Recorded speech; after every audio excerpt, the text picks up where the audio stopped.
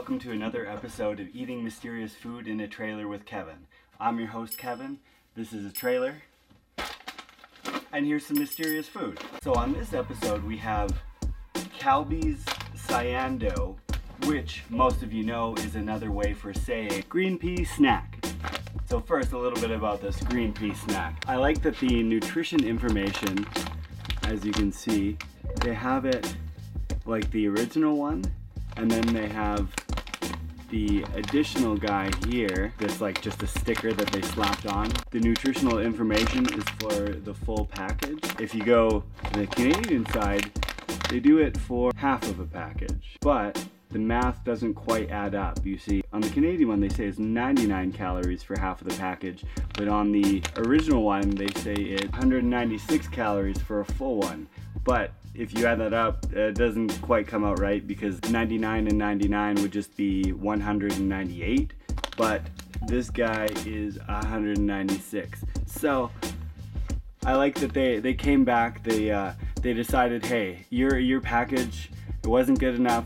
We're gonna run the numbers again. We're gonna get this info down a little closer, just so that people know that that there is a 2-calorie difference that they should be aware of. Super handy stuff. And now everyone's favorite part, which is of course the opening of the package. So let's do this.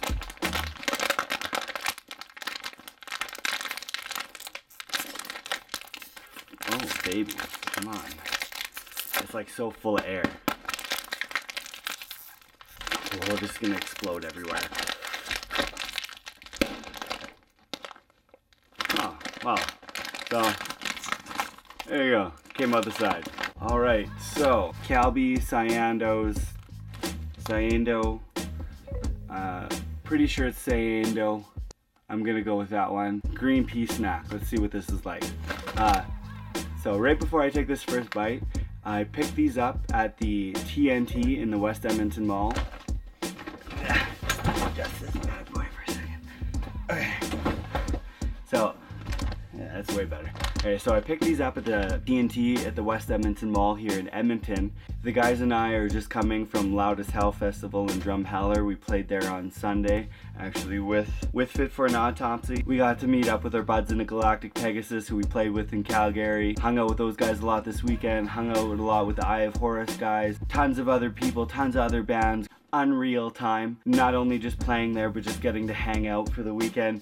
We have a show coming up here tonight in Edmonton at the Rendezvous with Widow's Peak, who's another band that played at the festival. They're going on a CD release tour, so we're opening up their Edmonton date for them. We've been in Edmonton for a couple days chilling, and of course we had to make the obligatory stop to the West Edmonton Mall. Got these guys, and of course I have my standard thing where I gotta get an album. So this time I got the Agony Scene's new album.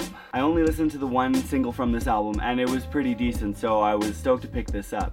The other thing about this band is I've actually been listening to them for years. Their first album, self-titled, came out in like 2003, and that album was massive for me. So that was kind of when like that new wave of American heavy metal era was coming up, and then bands like As I Lay Dying and Lamb of God were taking off, and metalcore was really big, and blah blah blah. If you hate metalcore, I don't care. There's a lot of really great bands that are metalcore, and a bunch of them still hold up today. The Agony Scene was the band that had like a darker tinge to their music, not really like black metal per se, but their vocalist was very raw and evil in a sense, and I always appreciated that. And then they had a couple albums after that. They would start going again, and they would get a lot of momentum, and then they would go through membership changes, and they never really got off the ground. Their last album was in 2007 called Get Damned, and then they went on hiatus for a really long time. So now 2018 they finally got an album out again, and I wanted to check it out. After the mall, we rolled on down to White Ave. There was this place called Meat. It's a restaurant.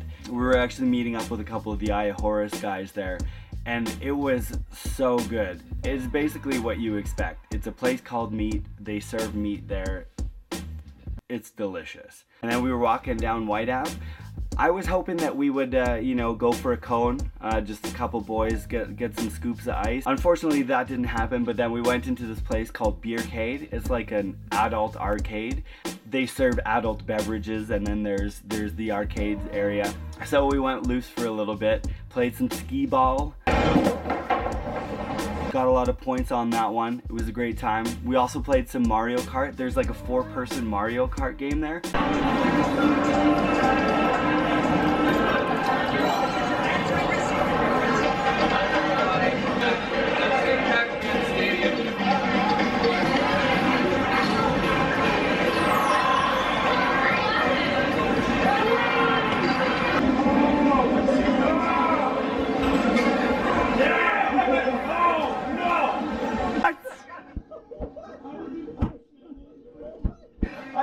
It's hype.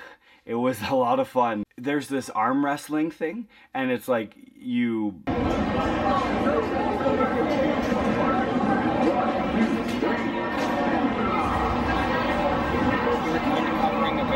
It's basically what you would imagine. So I played it a couple times. You can like select the level that you go on. So the first time I selected like a medium-ish one. You only get 2 plays. Say if you go against like the top 8 opponent, if you beat it, then you get to play the top 7th one. And then after that, it's over. The first one I did like the medium one. I think it was like the 8th and 7th place. And then I was like, okay, I smoked them. And then after that, I went for the top 3, so I beat the number 3 guy and then the number 2 guy, and then I was like, okay, I'll just chill out on this for now. Just before we were leaving, I had 1 token left in my pocket, so I was like, yeah, I just need to find the level. I started at the number 2 guy, because then if you beat the number 2 guy, then you go for the number 1 guy. So I did it, pinned the number 2 guy, I was like ready to go. And then the number 1 contender, he's a robot. And I hate robots. I do my part for humanity to make sure that there isn't a robot uprising. The number 2 guy was difficult to pin, but I was like, I got him down. I was like, okay, I got lots left. I think I can get this number 1 guy, no problem. So I get in the stance, like I get ready and I'm fighting it. There's a time limit on it. I was fighting the whole time. I was like, I cannot let this robot win. So I'm just fighting with all my life. Oh, you got this.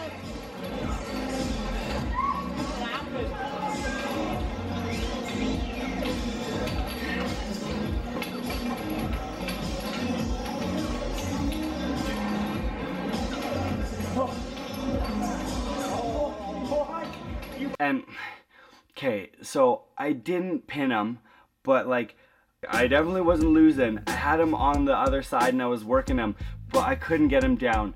So I was like a little bit disappointed. I didn't lose, but I didn't win. So in a sense, I kind of lost. And I'm not too happy to admit that. I was giving it everything I had. Next time, robot, next time. You know, I'm gonna be training because I'm gonna go back and I'm gonna pin that robot. There's no way I'm gonna let the robots win this one. As soon as you start letting these robots win, the first time it's an arm wrestle. Then they're gonna start claiming robot rights, and then they're gonna want territory. And then the robot uprising is gonna be in full swing.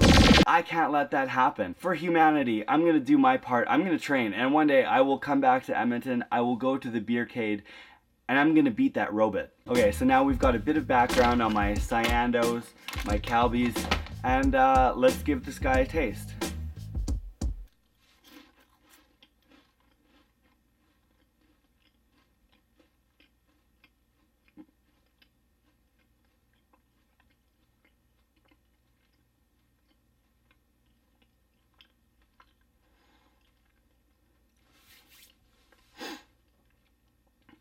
Yeah, it's alright.